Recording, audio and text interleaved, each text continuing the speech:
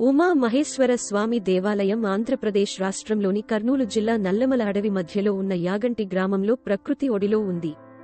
600 సంవత్సరాల క్రితం విజయనగర రాజుల కాలంలో కృష్ణదేవరాయల మంత్రులు హరిహర మరియు బుక్కరాయలు విష్ణవ సంప్రదాయంలో ఈ ఆలయాన్ని నిర్మించారు.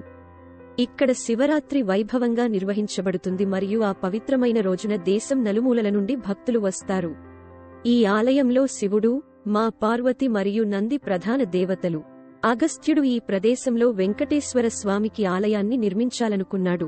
అయితే విగ్రహం కాలిగోరు విరిగిపోవడంతో విగ్రహాన్ని ఏర్పాటు చేయడం సాధ్యం కాలేదు. దీనితో కలత చెందిన మహర్షి శివుని గురించి తపస్సు చేశాడు. శివుడు ప్రత్యక్షమై ఆ స్థలం తన ఆలయ నిర్మాణానికి అనువైనదని తెలియజేశాడు. ఇక్కడి భక్తులకు మా పార్వతితో పాటు దర్శనం కల్పించాలని అగస్త్యుడు శివుడిని ప్రార్థించాడు. శివుడు పార్వతి సమేతంగా ఒకే విగ్రహంలో ఉమామల్లేశ్వర స్వామి రూపంలో ఆవిర్భవించాడు. ప్రధాన ఆలయ గోపురం 5 అంతస్తులు కలిగి ఉంది మరియు అందంగా కనిపిస్తుంది. గోపురం ఆవల రంగ మండపం, ముఖ మండపం మరియు అంతరాలయం ఉన్నాయి. గర్భగుడిలోని లింగంపై ఉమా మరియు మహేశ్వరుల 2 చిత్రాలు ఉన్నాయి. అగస్త్యుడు ఆలయంలో ఉమా మహేశ్వరుని విగ్రహాన్ని స్థాపించిన తర్వాత చిన్న నంది విగ్రహం స్వయంగా వెలిగించబడిందని నమ్ముతారు. ఆలయ ప్రవేశ ద్వారం వద్ద కూర్చున్న భంగిమలో నందీశ్వరుని పెద్ద రాతి విగ్రహం ఉంది.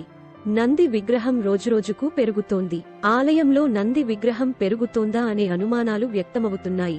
స్థానిక సమాచారం ప్రకారం 400 సంవత్సరాల క్రితం నంది విగ్రహం చిన్నది మరియు భక్తులు విగ్రహాన్ని చుట్టుముట్టేవారు మరియు గత 400 సంవత్సరాలలో నంది విగ్రహం పరిమాణం పెరగడంతో అది ఆచరణ సాధ్యం కాదు.